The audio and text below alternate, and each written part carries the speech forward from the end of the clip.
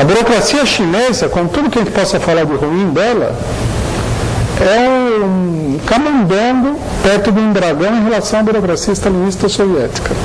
A burocracia stalinista soviética destruiu o partido mais revolucionário que o mundo já conhecia até hoje.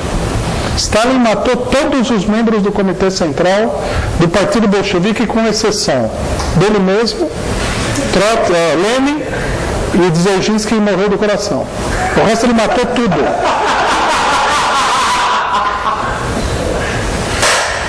Ele só não matou ele e 2 que morreram de causa natural antes que ele tomasse o poder.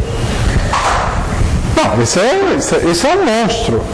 Você comparar a burocracia chinesa com a burocracia stalinista é comparar um assaltante aí do morro com um psicopata que matou 40 pessoas em sangue frio, você entendeu? Psicopata de cinema, exatamente. Aqueles que deixam aquela pilha de cadáveres e tal. Não é a mesma coisa. Não vamos confundir, porque há muito tipo de burocracia no mundo. Todas elas são ruins, mas elas não são idênticas. Fala. A burocracia sindical tem alguma coisa relacionada no Brasil? A burocracia stalinista surge na forma natural da burocracia? Não, todas as burocracias têm coisas em comum. Elas são parecidas, todas elas. O que elas têm em comum é isso daí. É uma camada média parasitária. Ela vive parasitariamente do trabalho dos outros. Ela consegue se transformar num intermediário entre o trabalho e o capital, de alguma maneira. Tá certo? E ela vive disso. A burocracia sindical é assim também, é um intermediário entre o trabalhador na fábrica e o capitalista. A burocracia soviética era um intermediário entre a classe operária soviética e o imperialismo mundial. E assim por diante. A burocracia estatal brasileira também é parecida. É ela que faz a função de distribuir uma série de coisas que o Estado dá para a população.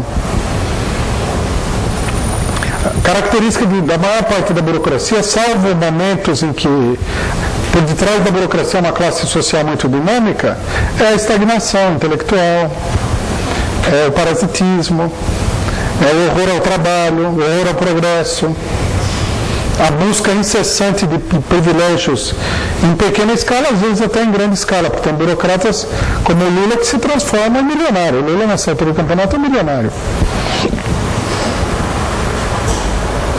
Agora, o Lula é um burocrata com uma mentalidade muito burguesa também, né? Ele não é um burocrata qualquer. Uma pessoa em relação política. Aparentemente, seriam pessoas que são aproveitadoras, né? Existe um elo mais profundo de aproveitação. Como assim mais profundo? Por exemplo, qual seria a influência da burocracia soviética na formação da burocracia sindical brasileira?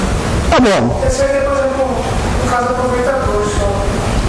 Não. A burocracia soviética teve alguma influência, porque aqui tinha um partido comunista. O Partido Comunista aqui contribuiu bastante para a formação da burocracia sindical brasileira, mas a burocracia sindical de cada país é um produto direto das relações entre os capitalistas e os operários.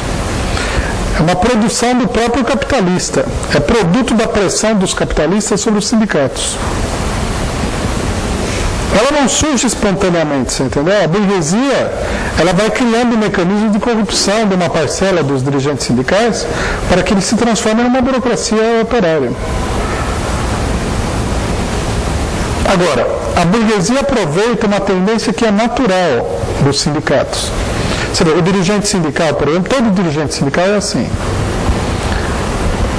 Até o cara ser dirigente sindical, vamos supor que ele seja um metalúrgico. Ele sai de casa 4 horas da manhã, pega 2 conduções lotadas e vai trabalhar. Ele tem que chegar na hora. Ele está sempre tenso em chegar na hora. Senão ele perde o emprego. Tem que bater cartão.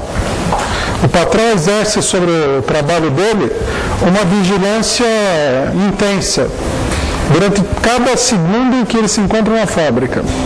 Tá certo? Ele não pode ficar flanando porque vem o capataz e fala, para trabalhar a máquina, tem um cara que passa lá com um relógio para ver se ele está produzindo na velocidade necessária. Isso chama-se trabalho, essa escravidão é o trabalho, tá certo? Aí o cara vira dirigente sindical, o que acontece? Uma revolução na vida dele. Também não trabalha mais. É um privilégio imenso, não é? Por isso que toda a burocracia sindical, todos os dirigentes sindicais que você conhece, tem uma tendência a vagabundagem, a ficar flanando, que não é brincadeira. Todos. Não há exceção a esse negócio. Segundo, não tem mais chefe. Nem cobra mais nada. O que você acha que vai acontecer? Você tem duas possibilidades. Ou o cidadão tem uma consciência revolucionária muito grande, então ele acorda às 4 horas, vai distribuir panfleto, às 10 horas ele arruma o que fazer, trabalha o dia inteiro, ou ele vira um pelego, parasita, burocrata, nojento. É vida. Não é que a pessoa seja boa, mas você entendeu? São as condições que fazem a pessoa.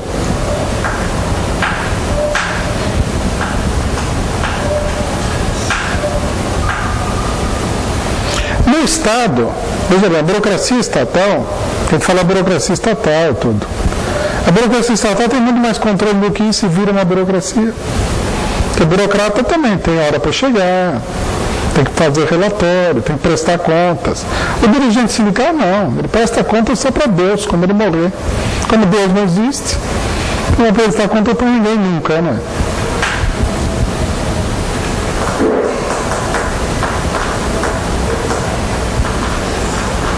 Por isso que a burocracia sindical atinge níveis de parasitismo que são, à primeira vista, inimagináveis, mas quando você vai ver, eles são muito reais.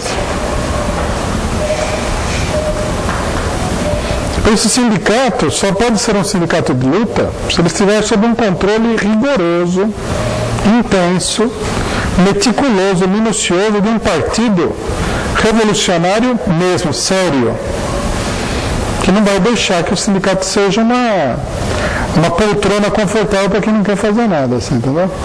Que se deixar, vira um sindicato pelego. Esse problema da burocracia é um dos problemas fundamentais que a gente tem em política, como é a compreensão da natureza, né, de todas as classes sociais e frações de classe. Por isso que a política revolucionária tem que ser baseada no marxismo, ou seja, no capital. Se você não compreender que o capitalista é um instrumento de acumulação de capital, você não entendeu nada. Você vai pensar que ele é um cara ganancioso, tem nada a ver. Aí fica essa ficção, os pobres contra os ricos, isso aí é tudo bobagem. Então vamos entender como o mecanismo econômico da sociedade cria determinadas classes sociais e como elas funcionam, independentemente do que a pessoa pensa de si mesma, que a gente já viu esse problema aqui. Porque tem muita gente que fala assim, não, eu sou hiper-revolucionário. O cara passa o dia lá no sindicato assistindo novela e tal. Na mente dele, na imaginação dele, ele é hiper-revolucionário. De um ponto de vista científico religioso, ele é um parasita, né?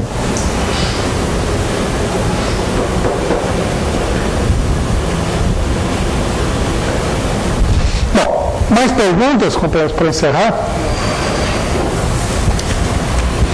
Se alguém quiser perguntar, pergunte. Vamos fazer aí, se tiver perguntas, uma última rodada.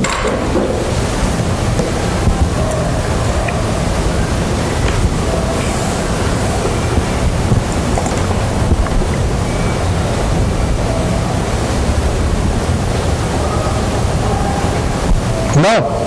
Vamos encerrar então? À tarde tem Revolução Cubana, companheiros.